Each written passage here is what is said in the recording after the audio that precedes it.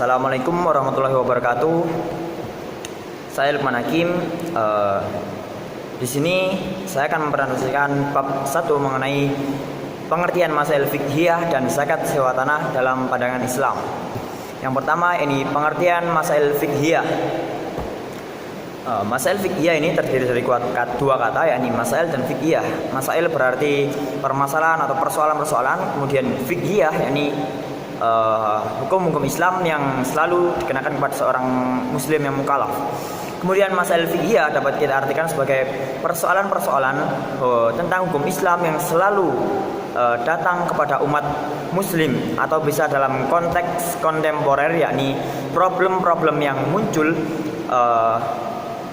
dalam waktu kekinian atau masa kini, yakni dalam waktu dan tempat dan timbul dalam kehidupan sehari-hari pada kehidupan seseorang muslim tersebut. Nah, masail fiqhiyah ini juga disebut masail fiqhiyah al-asriyah. Selanjutnya yakni tujuan mempelajari masail fiqhiyah. Tujuan dari mempelajari masail fiqhiyah diantaranya adalah yang pertama, agar menjadi panutan kebaikan bagi masyarakat dan sekitarnya dengan memperbaiki kepribadian individu ataupun kepribadian masyarakat. Yang kedua, yakni melaksanakan keadilan Islam maupun agama lainnya, sebagaimana agama Kristen, Hindu, Buddha, Konghucu, dan agama lain yang ada di Indonesia. Kemudian yang ketiga yakni untuk mengidentifikasi persoalan-persoalan atau problem-problem fikih yang sedang berkembang pada masa kini dalam kehidupan individu ataupun masyarakat. Kemudian yang keempat yakni menegakkan kemaslahatan umat Islam, dan semua itu tidak ada yang sia-sia dengan tetap teguh berpedoman terhadap Al-Quran dan As-Sunnah, yakni Al-Hadis. Selanjutnya yakni manfaat mempelajari masail fiqhiyah. Di antara manfaat mempelajari masail fiqhiyah, yang pertama yakni mampu menjawab pertanyaan-pertanyaan yang timbul dari problem atau persoalan dari kehidupan masyarakat. Kemudian yang kedua yakni dapat menyelesaikan suatu masalah dan persoalan-persoalan fikih secara kontemporer. Kemudian yang ketiga yakni dapat menambah wawasan bagi kaum intelektual atau dari kaum para ulama atau pakar-pakar hukum Islam seperti itu. Nah, itu adalah diantaranya manfaat dari masail fiqhiyah. Selanjutnya setelah masail fiqhiyah yakni zakat sewa tanah dalam pandangan Islam.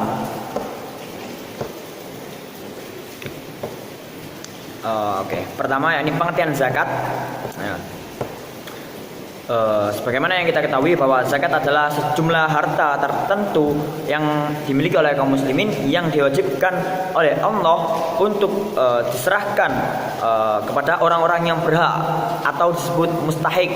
Nah, orang-orang yang wajib mengeluarkan zakat ini, yakni kaum muslimin ini disebut muzaki, yakni orang yang wajib mengeluarkan zakat. Selanjutnya nih syarat-syarat zakat, yakni adanya niat yang telah diikuti dengan usaha untuk berdagang. Kemudian yang kedua mencapai haul dan dihitung dari waktu usaha dalam berdagang tersebut. Yang ketiga yakni hartanya mencapai nisab. Yang keempat yakni menjadi hak milik sempurna dan dibeli secara tunai. Yang kelima, tidak ada hutang dengan orang lain terhadap hartanya tersebut. Selanjutnya yakni rukun dalam zakat. Di antaranya ada 3. Yang pertama adanya orang yang berzakat. Kemudian yang kedua yakni harta yang dizakatkan. Kemudian yang ketiga yakni orang yang berhak menerima zakat. Jadi rukun zakat ada 3. Kemudian selanjutnya yakni nisab dan ukuran zakat.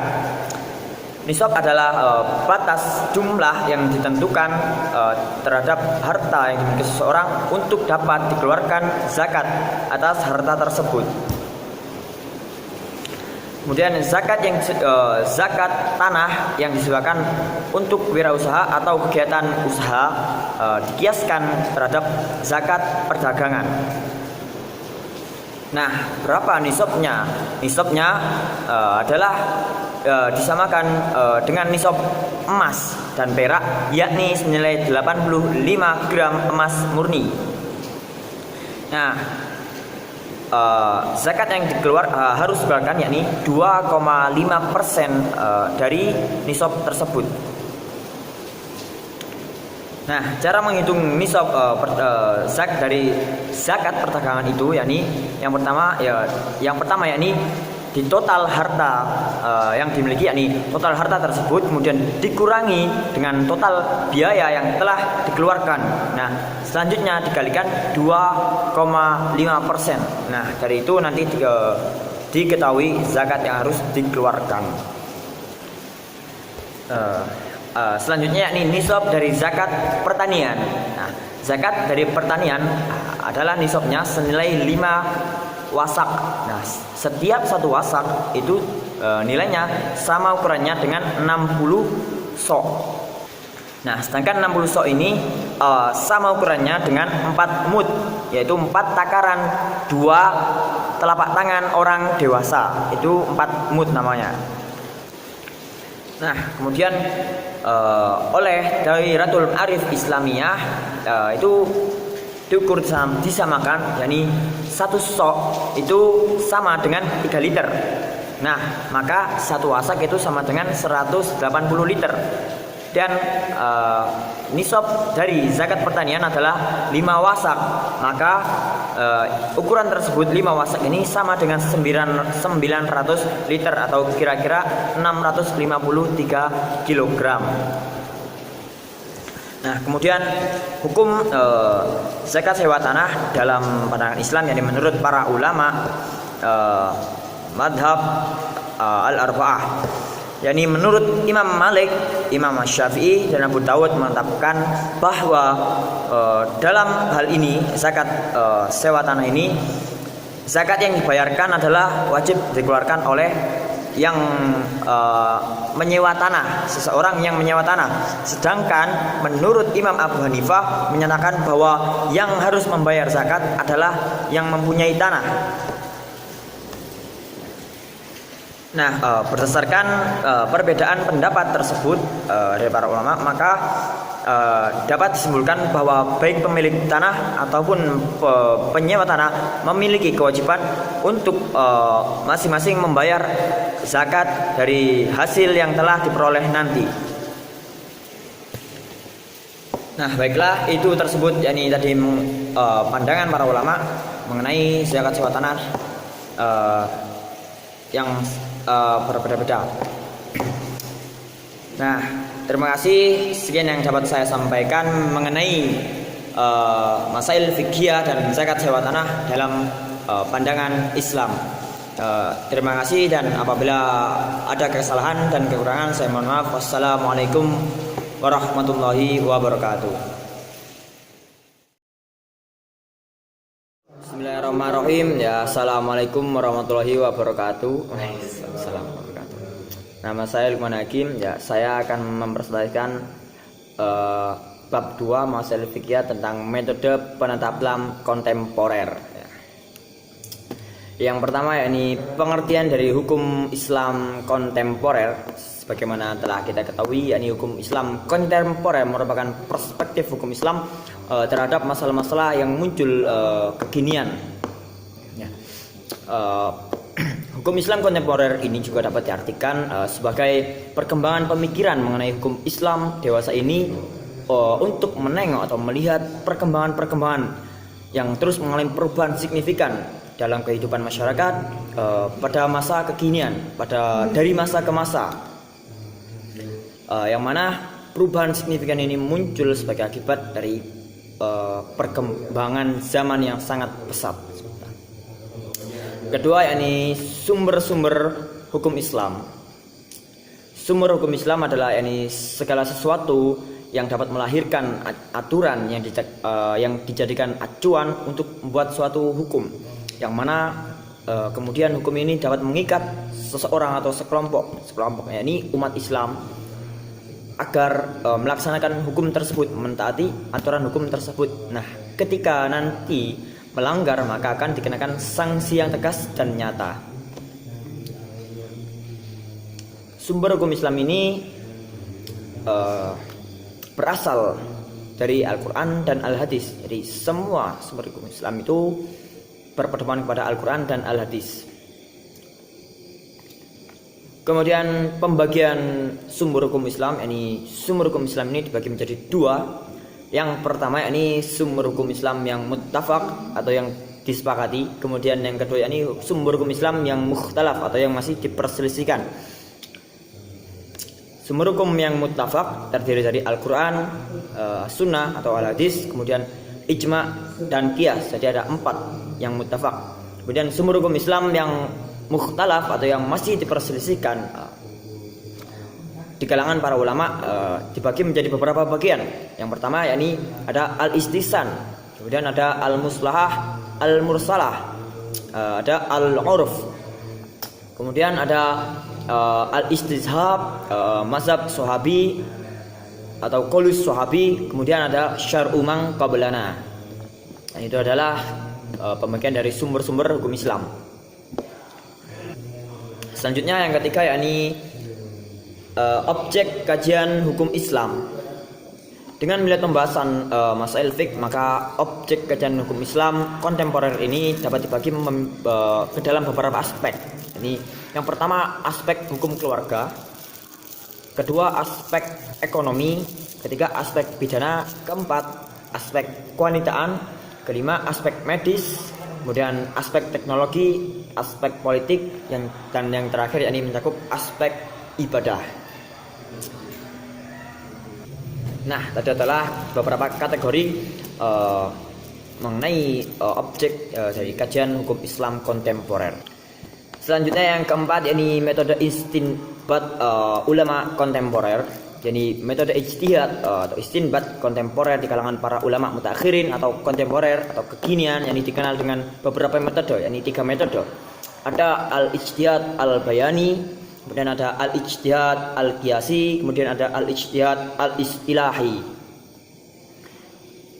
Metode yang pertama yakni al-ijtihad al-bayani, yakni merupakan suatu ijtihad yang dilakukan untuk menemukan hukum atau menggali hukum yang terkandung di dalam nas, namun yang masih bersifat doni dari segi ketetapan hukum atau dari segi penunjukannya. Itu adalah ijtihad al-bayani. Kemudian metode yang kedua yakni ijtihad al-qiyasi, yaitu ijtihad atau metode ijtihad untuk menggali atau menetapkan suatu hukum pada suatu perkara atau terhadap suatu kejadian yang tidak ditemukan dalilnya secara tersurat di dalam nas secara qot'i, baik secara qot'i atau secara donni. Kemudian metode ijtihad yang ketiga yakni ijtihad al-istilahi, yaitu ijtihad untuk menggali, menemukan atau merumuskan suatu hukum syara' dengan cara menetapkan kaidah kulli untuk kejadian yang didapati hukumnya di dalam nas secara qot'i maupun secara donni. Nah, serta tidak akan memungkinkan untuk mencari kaitannya dengan perkara-perkara yang diputuskan di dalam suatu ijma. Itu adalah ijtihad al-istilahi. Nah, ketiga-tiga ini adalah metode hukum, metode ijtihad atau penetapan hukum yang ada di kalangan ulama kontemporer. Kemudian yang kelima yakni metode penetapan hukum Islam kontemporer menurut ulama Yusuf Qaradawi. Pandangan Yusuf Qaradawi dalam menunjang pengembangan hukum Islam telah nyata memiliki banyak prospek ke depan. Beberapa prospek dalam menunjang pengembangan hukum Islam diantaranya adalah memberikan motivasi untuk terus menggali hukum Islam dan pengembangannya dari masa ke masa. Kemudian yang kedua memberikan peluang berijtihad bagi para ulama dewasa ini, yakni para ulama kontemporer. Kemudian yang ketiga ini memberikan tuntunan dan pedoman dalam berijtihad dewasa ini. Prospek yang ketiga ini memberikan tuntunan dan pedoman dalam berijtihad di masa ini, yakni pada masa kekinian, dari masa lalu hingga masa sekarang. Kemudian adapun ijtihad yang yang diperlukan sekarang pada masa kini menurut Yusuf Al-Qaradawi ada dua macam ijtihad. Yang pertama ijtihad al-intiqai, kedua ijtihad al-insai. Ijtihad al-intiqai yakni ijtihad untuk memilih salah satu pendapat yang terkuat di antara beberapa pendapat. Jadi di antara beberapa pendapat itu dilakukan ijtihad kembali. Nah, diambillah pendapat yang terkuat kemudian dijadikan suatu hukum. Ijtihad al-insai yakni menurut Yusuf Qaradawi ijtihad ini merupakan mengambil konklusi hukum dalam suatu permasalahan yang belum pernah dikemukakan oleh para ulama-ulama lain, baik persoalan itu persoalan yang baru ataupun persoalan yang telah lalu. Bismillahirrahmanirrahim. Selanjutnya adalah tentang pandangan Islam mengenai operasi ganti kelamin dan selaput darah. Baiklah, yang pertama operasi ganti kelamin. Pengertian operasi ganti kelamin atau yang sering disebut transgender yakni dapat diartikan sebagai pemindahan jenis kelamin. Yani trans berarti pemindahan, gender berarti kelamin, pemindahan kelamin. Sedangkan jika menurut istilah maka dapat kita artikan sebagai perpindahan perbedaan perilaku antara seseorang laki-laki maupun seorang perempuan yang dikonstruksi secara sosial. Jadi contohnya seorang perempuan yang secara kultural dituntut agar lebih lemah lembut, sedangkan laki-laki sebaliknya lebih tegas. Kedua yakni hukum operasi ganti kelamin dalam pandangan Islam. Nah, para ulama berbeda pendapat mengenai hukumnya. Yang pertama yakni operasi ganti kelamin yakni sebagai operasi perbaikan dan penyempurnaan, maka diperbolehkan karena untuk memperbaiki atau menyempurnakan kelamin, yakni untuk tujuannya untuk memperjelas organ kelamin. Jadi harus dilakukan pengobatan karena akan mendatangkan manfaat jika dilakukan pengobatan ini atau operasi ini, itu diperbolehkan. Kemudian yang kedua yakni operasi untuk memperjelas salah satu organ kelamin. Ini dimaksudkan untuk memperjelas salah satu organ kelamin. Nah, jika tidak dilakukan operasi ini, maka misalkan jika tidak dilakukan maka akan mendatangkan kemudaratan, yakni kelaminnya cacat ataupun ada penyakitnya ataupun yang lain. Jadi harus dilakukan operasi dengan cepat-cepat, maka ini boleh. Kemudian pendapat ketiga yakni operasi pergantian kelamin yang tidak diperbolehkan, yakni hanya tujuannya untuk semata-mata keinginan hawa nafsunya untuk mengganti jenis kelaminnya. Jadi seorang laki-laki ingin berubah menjadi seorang perempuan. Nah, ini tidak diperbolehkan karena menurut para ulama dikatakan sebagai bentuk kufur atau tidak mensyukuri nikmat Allah karena berusaha merubah ciptaan Allah tadi dengan operasi seperti itu. Kemudian yang ketiga ini pandangan syariat Islam tentang operasi jenis kelamin. Ini banyak pandangan yang mengharamkan tentang operasi jenis ganti kelamin ini. Mengapa? Nah, ini adalah beberapa pendapat serta alasannya. Yang pertama, operasi ganti kelamin itu dilarang karena apa? Karena termasuk tasyabbuh kepada lawan jenis, yakni penyerupaan terhadap lawan jenis. Nah, itu dilarang. Kemudian yang kedua yakni operasi ganti kelamin dilarang sebab merupakan pelanggaran syariat tanpa udzur atau sebab. Jadi ketika proses operasi yang dilakukan oleh seorang dokter adalah membuka aurat laki-laki dan perempuan yang dimana dalam syariat Islam itu tidak diperbolehkan, haram. Jadi ini oleh karenanya itu menjadi sebuah pelanggaran syariat. Kemudian yang ketiga ini operasi ganti kelamin itu berarti melawan ketentuan Allah, yakni melawan ketentuan Allah bahwa sudah diciptakan laki-laki memiliki kelamin seperti ini, perempuan seperti ini. Nah, ketika operasi itu berarti manusia itu tidak menerima ketentuan Allah dan berusaha melawannya. Kemudian yang keempat, operasi ganti kelamin itu dilarang karena termasuk mengebiri. Kelima, yakni operasi ganti kelamin termasuk sebuah penipuan. Makanya transgender atau operasi ganti kelamin ini dilarang. Misalnya seorang ingin menikah dan dia tidak tahu hakikat jenis kelamin pasangan yang sebenarnya, apalagi seseorang perempuan, maksudnya laki-laki yang kelaminnya diubah jadi perempuan. Nah, nanti akan menimbulkan penipuan di sini. Keenam, yakni operasi ganti kelamin itu banyak membawa bahaya atau madorot. Oleh karena itu, operasi ganti kelamin ini dilarang. Kedua, yakni operasi selaput darah. Ya, apa itu operasi selaput darah? Yakni di dalam istilah kedokteran itu, selaput darah itu sebuah lipatan yang menutupi bagian orifisium. Nah, operasi selaput darah yaitu operasi yang dilakukan untuk perbaikan atau pertumbuhan himen dengan alat medis atau alat-alat kedokteran.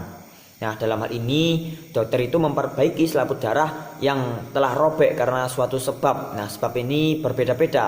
Nah, kenapa diperbaiki? Agar dapat kembali sembuh seperti semula.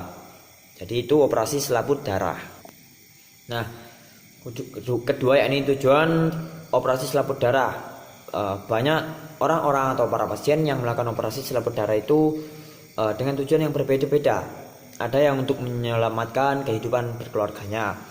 Ada yang untuk membuktikan bahwa seorang perempuan itu belum pernah melakukan hubungan seksual. Oleh karena itu dilakukan perbaikan atau operasi selaput darahnya. Nah, demi kepercayaan dirinya. Itu beberapa tujuannya. Kemudian yang ketiga, yakni hukum melakukan operasi selaput darah dalam pandangan Islam. Nah, operasi selaput darah ini diperbolehkan, tetapi tidak boleh melanggar prinsip yang ada dalam Islam, yakni darul mafasid muqaddam ala jalbil masalih, dan darul mafasid wal mador wa darul haraj wal masyaqqah. Nah, jadi yang diutamakan itu adalah menolak kemudaratan atau bahaya, itu diutamakan daripada mendatangkan kebaikan. Oleh karena itu operasi ini boleh dilakukan untuk kebutuhan manusia dalam pengobatan untuk menyelamatkan manusia tersebut. Itu pun tetap harus memenuhi beberapa syarat. Nah, di antara syarat-syarat operasi selaput darah, yakni menurut Muhammad Khalid Mansur, ada beberapa syarat. Yang pertama, pasien sangat membutuhkan operasi. Nah, jika tidak maka tidak terselamatkan. Kedua, adanya izin dari pasien dan walinya dari pasien tersebut maksudnya. Kemudian yang ketiga, yakni kompetensi yang ada pada dokter dan para sistemnya itu terpercaya atau terjamin atau sudah memadai. Keempat, yakni perkiraan keberhasilan operasi. Jadi keberhasilan dalam operasi selaput darah ini sudah bisa diperkirakan, jadi bisa diselamatkan. Kelima, yakni tidak adanya jalan alternatif yang ditempuh. Jadi sudah tidak ada jalan lain untuk melakukan pengobatan kecuali hanya dapat diselamatkan dengan operasi selaput darah. Yang keenam, tidak mengakibatkan bahaya yang besar, yakni ketika dilakukan operasi itu tidak membahayakan, jadi tidak malah mendatangkan bahaya. Jika malah mendatangkan bahaya, maka berarti tidak memenuhi syarat ini. Karena yang pertama diutamakan sesuai prinsip tadi, yakni menolak madorot atau bahaya itu lebih diutamakan. Nah, itu tadi beberapa syarat-syarat bolehnya atau dibolehkannya melakukan operasi selaput darah.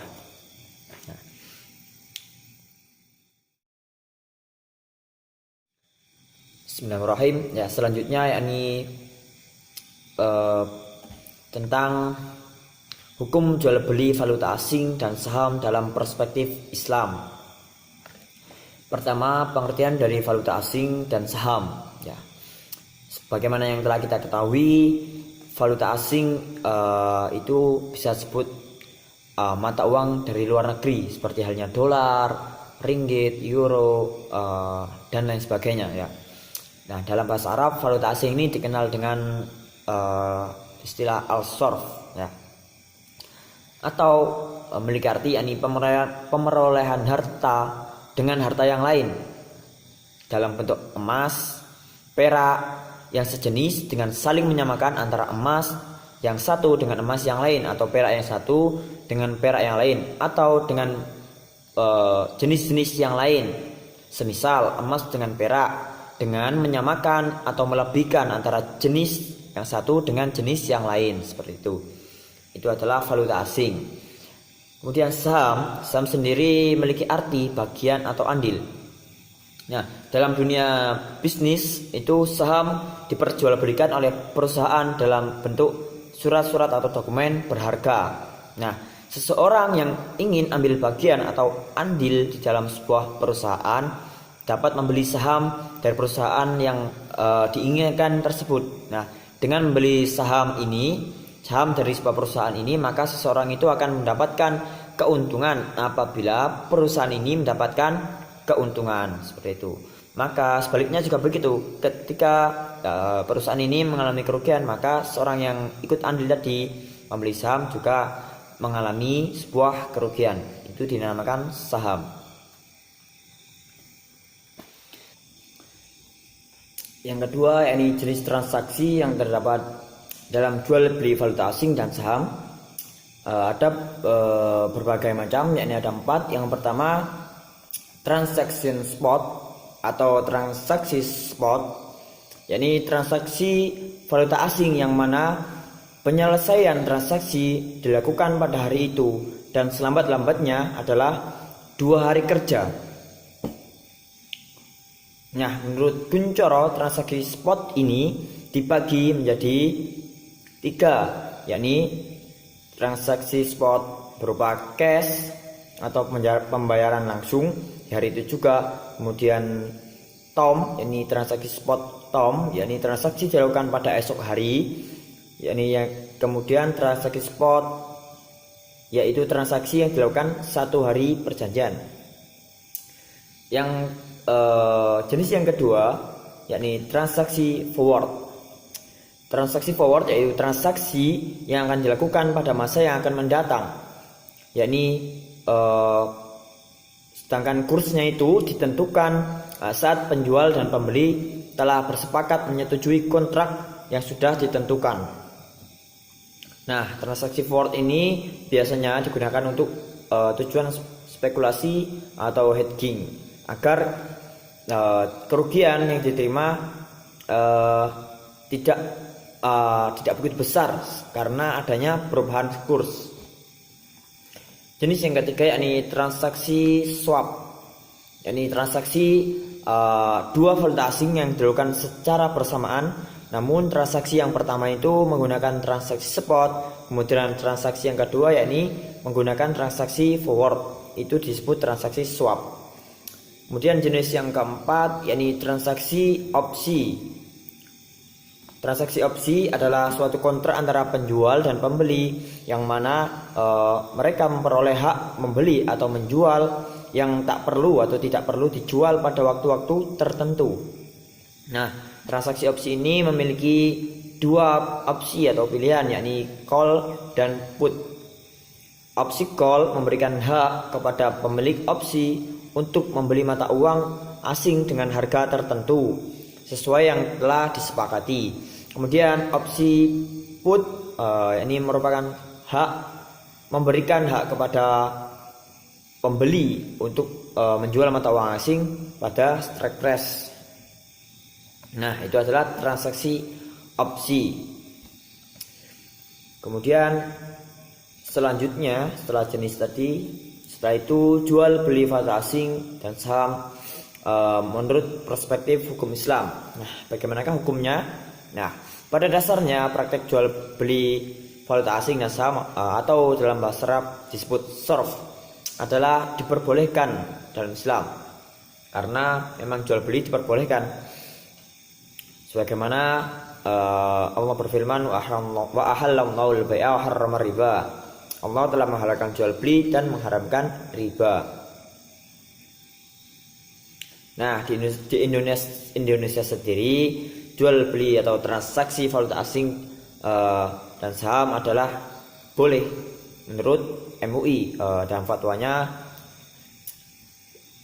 tahun 2002, yakni isinya sebagai berikut. Yang pertama, tidak untuk spekulasi atau untung-untungan. Yang kedua, terdapat adanya kebutuhan transaksi atau untuk berjaga-jaga sebagai simpanan. Kemudian yang ketiga, apabila transaksi dilakukan terhadap mata uang yang sejenis maka harus dilakukan secara tunai. Kemudian yang terakhir, yakni apabila berlainan jenis, maksudnya mata uang itu berlainan jenis, maka harus dilakukan dengan nilai kurs yang berlaku pada saat transaksi dan dilakukan secara tunai. Nah, selanjutnya dalam jual beli saham itu masih ada perbedaan para ulama dalam jual beli saham, karena di dalam jual beli saham itu terdapat spekulatif, yakni memiliki kemungkinan untuk spekulatif. Ya, di sini spekulatif ini spekulasi atau penipuan atau perjudian. Nah, hampir mirip perjudian. Memegang saham, uang atau surat token berharga itu kan menyimpan harta. Nah, ada kalanya ini dapat naik, ada kalanya turun karena kurs bisa berubah sewaktu-waktu. Nah, oleh karena itu untuk jual beli valuta asing sudah diperbolehkan, namun untuk yang jual beli saham masih terjadi debatable atau perbedaan pendapat di kalangan para ulama. Nah, itulah perspektif hukum Islam mengenai jual beli valuta asing dan saham. Ya, itulah yang dapat saya sampaikan, beberapa tema tentang masail fiqhiyah. Yani tugas yang saya buat ini presentasi mengenai berbagai tema pada mata kuliah masail fiqhiyah ini sebagai tugas yang harus saya kerjakan untuk memenuhi tugas sebagaimana yang diperintahkan oleh dosen pengampu mata kuliah masail fiqhiyah, yakni Ustadz Imamul Muttaqin. Sekian yang dapat saya sampaikan. Maka apabila ada kekurangan ataupun kesalahan dalam penyampaian saya mohon maaf yang sebesar-besarnya. Ihdinas siratal mustaqim.